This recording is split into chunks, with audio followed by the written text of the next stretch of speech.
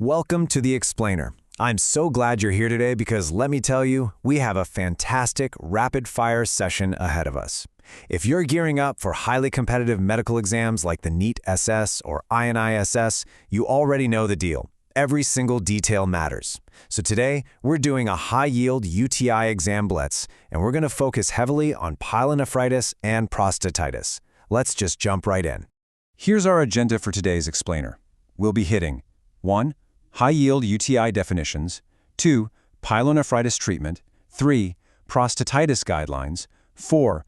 Crucial exam traps, and finally, 5. Special syndromes and prevention. All right, let's get started with Section 1, High-Yield UTI Definitions, Clearing the Brush.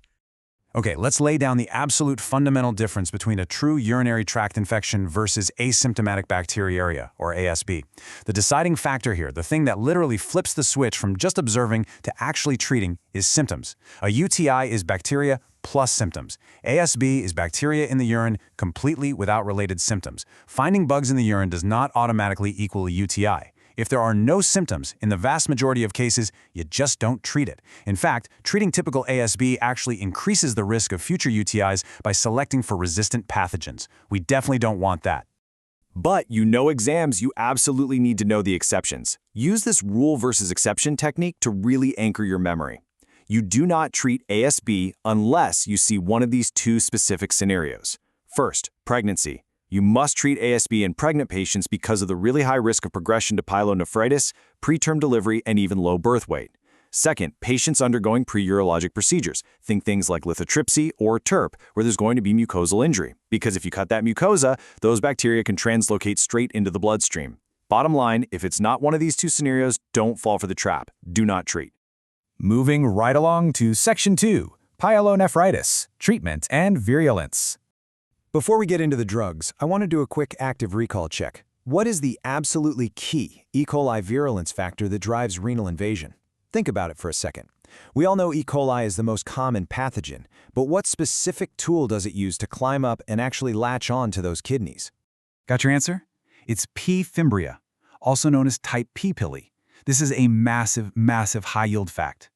P. fimbria are the virulence factor of uropathogenic E. coli that binds specifically to D-galactose on renal epithelial cells. This is exactly what causes the pyelonephritis and sets the stage for subsequent bacteremia straight from the kidney.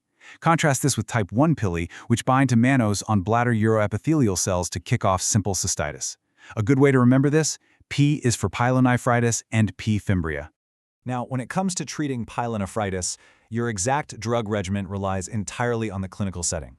For outpatients, we're typically treating with TMPS-MX or a fluoroquinolone like ciprofloxacin or levofloxacin. And the magic number here is 7. Just 7 days of therapy is totally sufficient if they're showing a clinical response.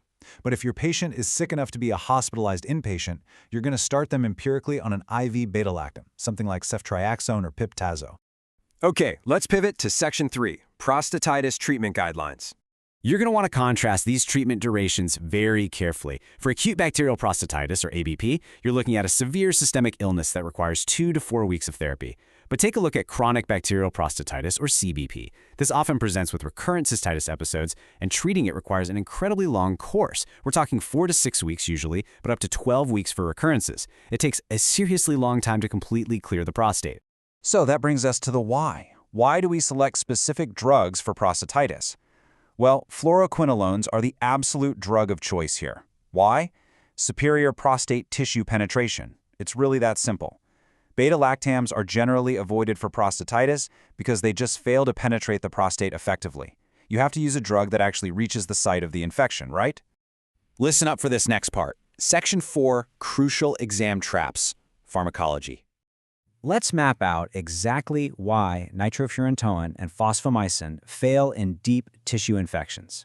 Honestly, both of these drugs are fantastic low collateral damage options for uncomplicated cystitis. I mean, fosfomycin is just a single 3-gram oral sachet. But, and this is a huge but, you absolutely cannot use either of these for pyelonephritis or prostatitis. They simply do not reach adequate renal or prostate tissue levels. So if an exam question gives you a patient with flank pain and a fever and offers nitrofurantoin as an option, do yourself a favor and cross it out immediately. Speaking of nitrofurantoin, it has a few more very specific red flags you absolutely must memorize. First, it is strictly contraindicated if the creatinine clearance is less than 30 milliliters per minute. Why? Because it just won't concentrate in the urine adequately. Second, you've got to watch the timeline. Long-term use for prophylaxis carries a really serious risk of irreversible pulmonary fibrosis and hepatotoxicity. Finally, you need to memorize these intrinsically resistant organisms: Proteus, Pseudomonas, Providentia, Morganella, and Serratia. These bugs split urea, they raise the urine pH, and they basically render nitrofurantoin completely useless. Now commit this absolute rule to your brain right now. Moxifloxacin does not reach adequate urinary levels, so do not use it for a UTI. I am delivering this with maximum cautionary emphasis because it is a classic, absolute do not use exam trap.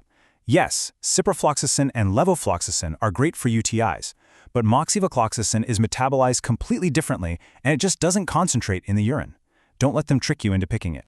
All right, we're in the home stretch. Section 5, Special Syndromes and Prevention. First up is emphysematotis pyelonephritis. This is a very severe, fulminant infection. Keep your eyes peeled for this classic triad.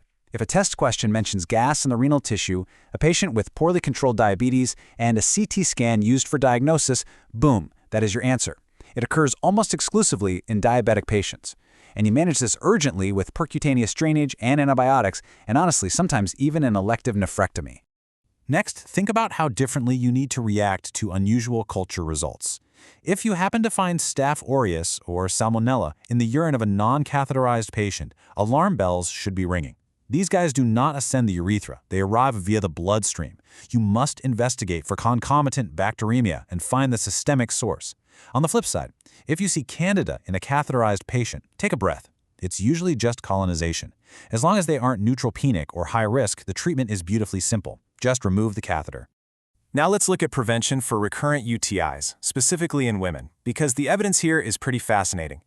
Increased fluid intake and cranberry products actually do have real observational data supporting their use. Methanamine hippurate is incredibly interesting too. It gets converted into antiseptic formaldehyde right there in the bladder and reduces recurrences very effectively. But pay special attention to postmenopausal women. For this group, you use topical estrogens to restore the vaginal lactobacilli ecology. Make absolute sure you select topical, never systemic estrogen on your exams, because systemic is not recommended for UTI prevention. We've covered some incredible ground today in this explainer. To wrap up our exam blitz, I want to leave you with one final provocative thought question. We know that xanthogranulomatosis pyelonephritis presents with lipid-laden macrophages and visibly yellow, destroyed renal tissue. But what specific chronic urinary obstruction is the classic trigger for it? I'll give you a hint. The answer is staghorn calculi. If you remember that, you are in fantastic shape. Keep reviewing these strategies, keep matching the right drug to the right tissue penetration, and I promise you will absolutely crush these questions. Thanks for joining me on The Explainer today. Keep learning, stay focused, and I'll see you next time.